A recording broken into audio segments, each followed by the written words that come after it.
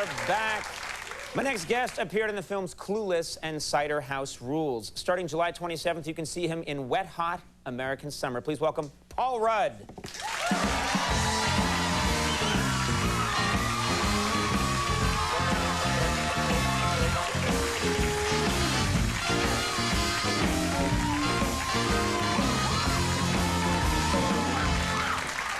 How are things? Pretty good, pretty good. Thank you for, and you two know each other, of course. Yeah. Kinda. Yeah. A little bit. Yeah, you worked in a movie a long time ago. Now, of all the work you've done, Paul, do most people know you from Clueless, such a big hit smash? Yeah, pretty much. That's the one most people say. Actually, just the other day, I was at an airport, and there was a group of young girls. There was a softball team, and they were kind of looking at me.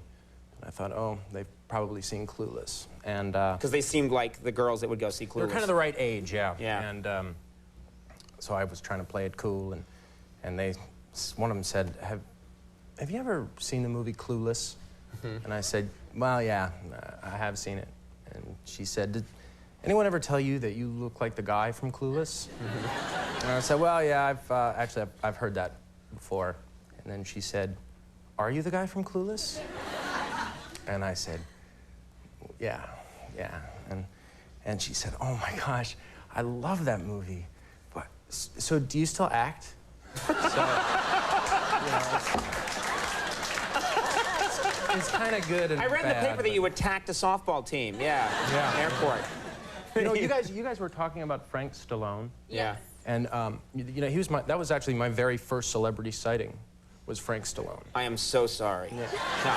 But I knew it was Frank Stallone because he was wearing a baseball hat that said Frank Stallone.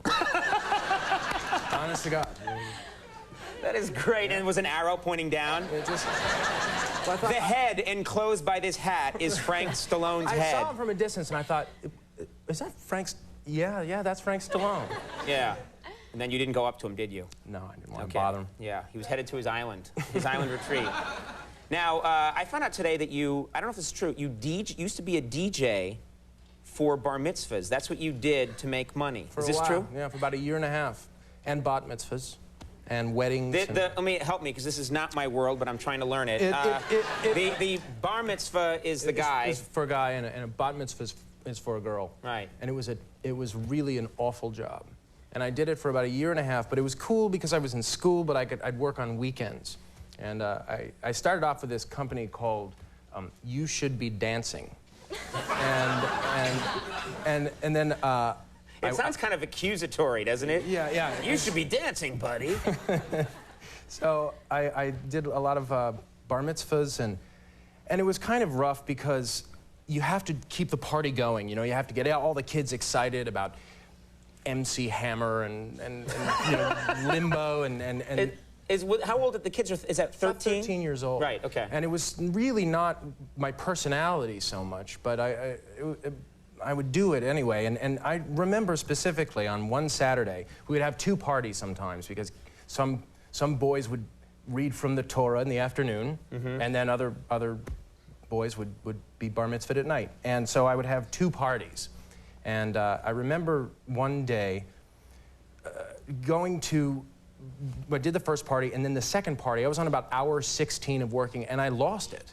I was so punchy and hated it so much that I was out dancing with the kids, and... Wait, you're supposed to be the DJ. Yeah, no, but you have to show them how much fun the party is. So you dance with them. So you'd get the disc spinning, and then you'd run out there. Come on, hammer. Yeah. And then and we. Were you wearing genie pants by any chance?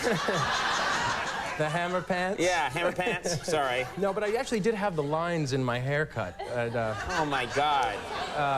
No, I'm kidding. But I started just freaking out and dancing like a kind of this spaz, and. I am familiar with that dance. And these kids started to laugh and kind of clear the floor.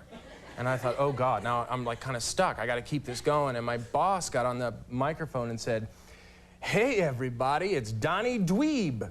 And Great. And so I thought, oh God, oh. And so I kept it going and thought I'll just ride this out and be done with it. And then the next weekend, I was doing another bar mitzvah, and these kids came up to me and said, "Hey, aren't you the guy that does the dork dance?" And I said, "No, what are you talking about?" Yeah. And they said, "No, last week at Ira Schneeweiss's bar mitzvah, you did the dork dance." And I said, "No," and they ran to my boss and said, "Hey, have him do the dork dance." And my boss said, "Man, you got to do it." So he put on music, and then I did it again, and then I started getting requested to do bar mitzvahs specifically to do this dance. This is the worst thing I've ever heard. Oh, Tell me some idea. Can you just give us any idea what this dance was like? I mean, just give us an idea. You got it. We got to see. You know, I'll do it too. I'll do it with you.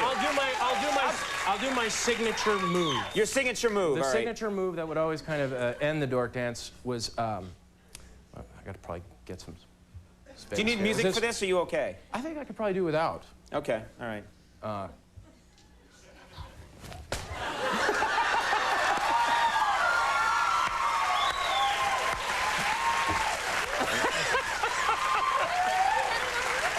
What's that? I think you did that in our movie. You did that in the movie that you guys did together? On top of a car. On top of a truck. I try and now incorporate it in everything I do. Maybe you Wait a should minute, change your professional name to Donnie Dweeb. Yeah. Why not? It's probably not in SAG already. I could, You know, there's some kid that's going to see you now in an airport and go like, "Aren't you Donnie Dweeb?" Yes, I was. Are you still working? The biggest drag is that, like, you know, I did it at least 40 times, and there were videographers at all of these parties, so it's almost worse than having pornos in the closet. And I was like, these tapes are going to surface. And No, and the other thing is there are these shows now that just specifically, I mean, right now, someone who works on one of those shows is going to hear this conversation, go and find it. It's going to be on Before They Were Stars. Look familiar, Paul Rudd? Or not. Maybe that won't happen. No, I hope not. But, Well, it's better things, better things. Life is good now. Wet Hot American Summer is going to be in theaters July 27th. And those are great stories. Thanks for being here. Thanks a for lot. coming by. Paul Rudd, everybody. We'll take a break. Stick around. Brian Setzer coming up. We'll see you in a second.